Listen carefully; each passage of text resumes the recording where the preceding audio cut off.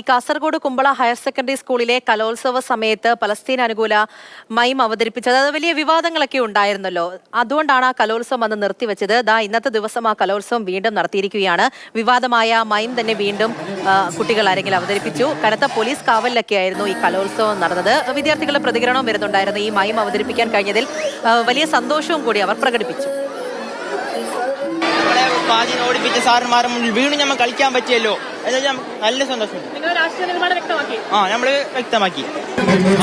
നമ്മൾ വിചാരിച്ചില്ല ഇങ്ങനെയല്ല, കേരളം മൊത്തം അറിഞ്ഞു. സന്തോഷം, വളരെ സന്തോഷം.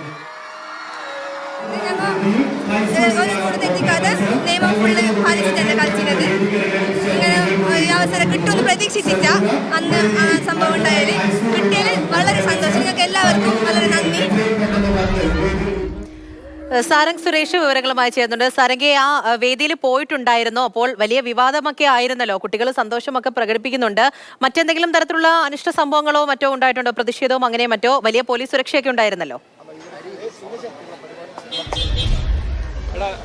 പൂജ, സാധാരണ തെരഞ്ഞെടുപ്പ് കാലത്തേക്ക് തന്നെ അനുസ്മരിപ്പിക്കുന്ന തരത്തിലുള്ള വലിയ പോലീസ് ബന്ദോബസ്ത് ആണ് ഇന്ന് കുമ്പള സ്കൂൾ പരിസരത്തൊക്കെ തന്നെ ഉണ്ടായിരുന്നത്. അതുകൊണ്ട് തന്നെ വലിയ തോതിലുള്ള അനിഷ്ട സംഭവങ്ങളിലേക്കൊന്നും തന്നെ പോയില്ല.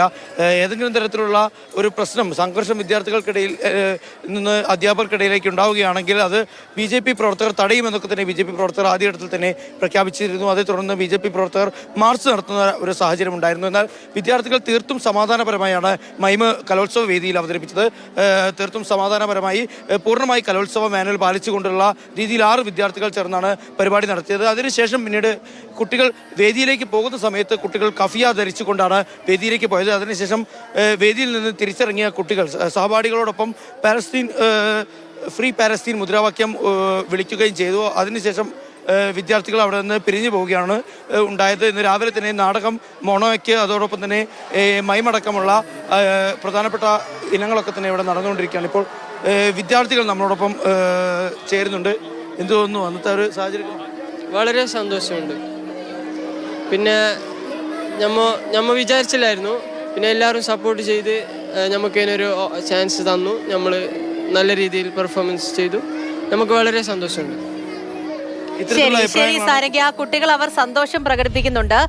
ഒപ്പം തന്നെ വലിയ വിവാദമായിരുന്നു. അങ്ങനെ കലോത്സവം നിർത്തിവെക്കുകയായിരുന്നു. ആ കലോത്സവം വീണ്ടും പുരോഗമിച്ചുകൊണ്ടിരിക്കുകയാണ്. സാരംഗാണ് വിവരങ്ങൾ നൽകിയത്.